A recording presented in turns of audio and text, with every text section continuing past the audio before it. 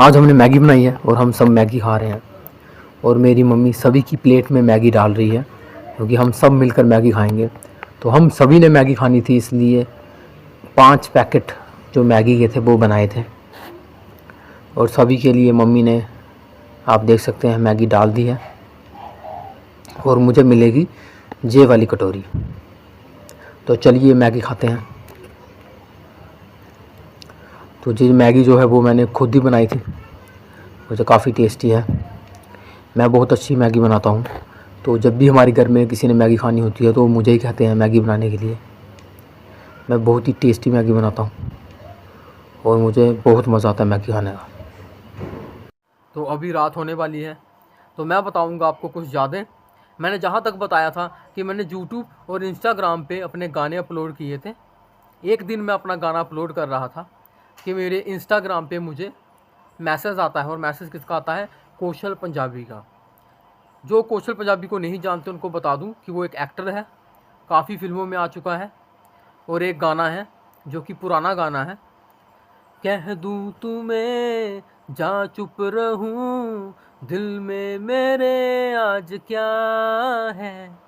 ये जो गाना है इसका रीमेक बना था और उस गाने के रीमेक में कौशल पंजाबी ने एक्टिंग की है। तो आप यूट्यूब पे जा सकते हैं, वो गाना डाल सकते हैं रीमिक्स वाला, और सर्च पे जब वो गाना आप रीमिक्स वाला डालेंगे तो आपको पता चल जाएगा कि कौशल पंजाबी कौन है।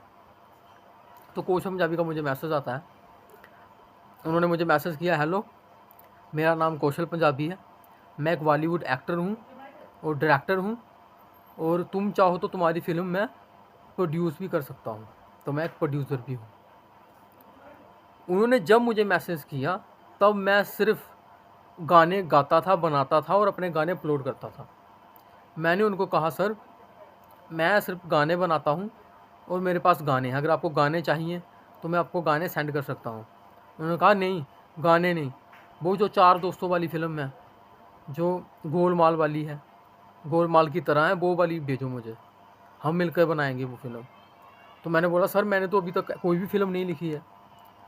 तो मैंने आपको बताया था कि मैंने अरमान मलिक का गाना सुना था। वो गाना सुनने के बाद वो 11 साल वाला सिंगर फिर से जागा और फिर मैंने काफ़ी सॉन्ग बनाए। और मैंने 11 साल की उम्र में फ़िल्म बनाना शुरू किया था, लेकिन फिर पढ़ाई के चक्कर में मैंने फ़िल्में बनाना बंद कर दिया, क्योंकि मेरे पास इतना टाइम नहीं था जहाँ तो पढूँ, जहाँ तो मूवी बनाऊँ, क्योंकि मूवी बनाने में बड़ा टाइम लगता था। तो इसको मैंने साइड पे कर दिया कि जब बड़ा हो जाऊँगा फिर मैं मूवी लिख लूँगा।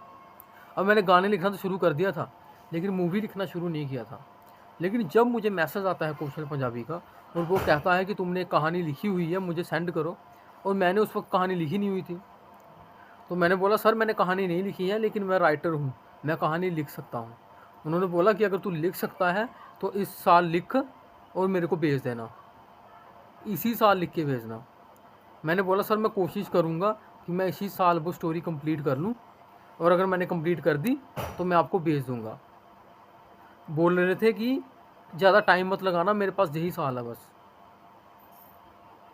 और फिर मैंने वो स्टोरी कंप्लीट करने की कोशिश की उस साल, पर मैं उस साल वो स्टोरी कंप्लीट नहीं कर पाया। लेकिन फिर मैंने वही 4 दोस्तों वाली, जैसे उन्होंने बोला था, वही स्टोरी लिखी। और आज जब मैं सोचता हूँ तो मैं ये सोचता हूँ कि उनको कैसे पता चला कि 1 साल बाद मैं वो मूवी लिखने वाला हूँ। वो बात अलग है कि जब मैंने मूवी कंप्लीट कर ली तो वो इस दुनिया में नहीं रहे, लेकिन उन्होंने मुझे मैसेज किया था, यानी कि अब वो इस दुनिया में नहीं है। लेकिन सबसे पहले उन्होंने ही मुझे मैसेज किया था कि अगर तुम्हारे पास कोई स्टोरी है मुझे भेजो, हम मिलकर फ़िल्म बनाएंगे। पर उस वक्त मैंने लिखी नहीं थी।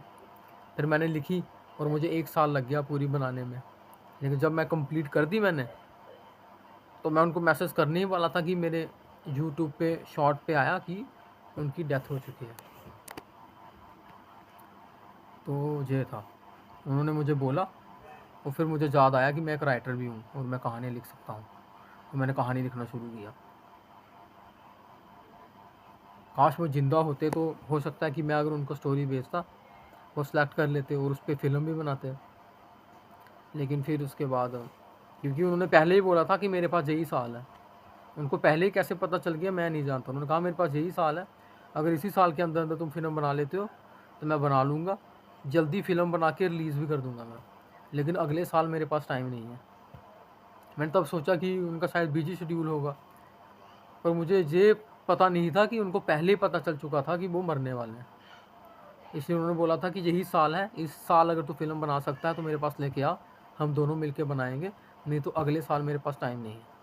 मैंने उस साल बहुत कोशिश की फ़िल्म बनाने की, पर मैं नहीं बना पाया, क्योंकि मैंने पहले बताया था कि मूवी बनाने में बहुत टाइम लगता है, थोड़े दिनों में आप नहीं बना सकते। अगर आप एक्सपर्ट हैं फिर बना सकते हैं, ऐसे बनाने में बड़ा टाइम लगता है, जो मुझे भी लगा।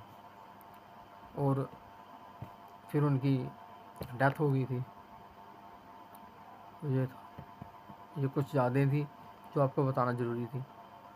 अगर आपको मेरी वीडियो अच्छी लगे तो इसे लाइक करें और मेरे चैनल को सब्सक्राइब करें।